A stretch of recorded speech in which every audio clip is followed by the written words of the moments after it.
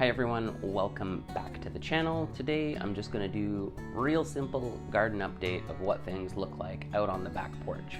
My main approach this year was just kind of letting the opportunistic volunteers and whatever survived our weird winter, that I would just let that thrive and kind of take over things. So in one example, I have a giant white Dutch clover that took over a giant container, and I kind of just let it do its thing. I thought it produces a nice flower, it will attract pollinators, but really my approach, it gets a little bit simpler every year.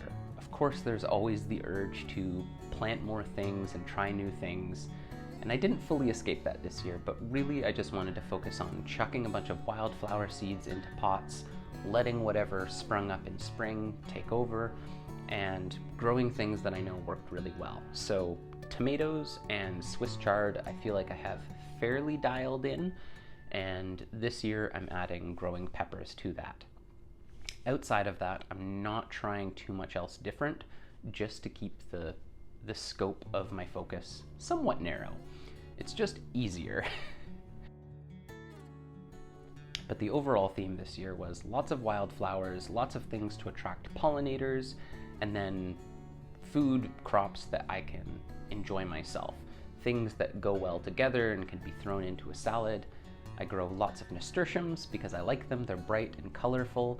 You can plant them every couple of weeks or every week, and then you get flowers like all summer long, I think even into September, sometimes October, depending how warm it stays.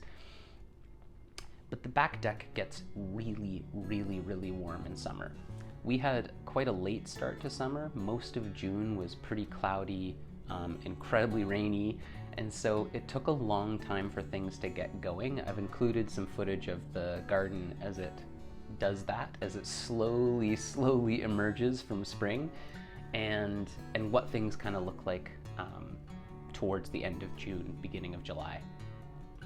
Probably it's going to be a hot summer from here on out, so pretty much everything I have does require a lot of water. That's one downside of growing in containers, is that water tends to drain through and evaporate much faster than in garden beds.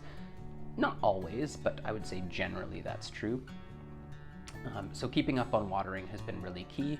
I've also got some potatoes, I've got columbines, I've got some strawberries as well. What else am I growing out there?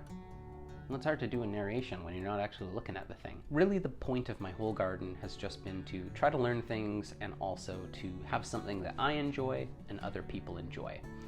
And if you're finding yourself getting frustrated with the gardening process, especially if you're just starting out, I really encourage you to come back to what was your original idea and your original hope?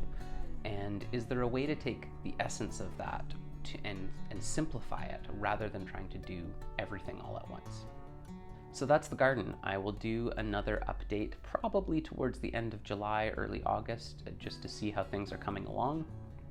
But as you can see, things are looking good. But if you're thinking like, wow, it's kind of late in the season to be talking about these things, yes, it took a while for everything to get going, as I'm sure some of you have experienced as well.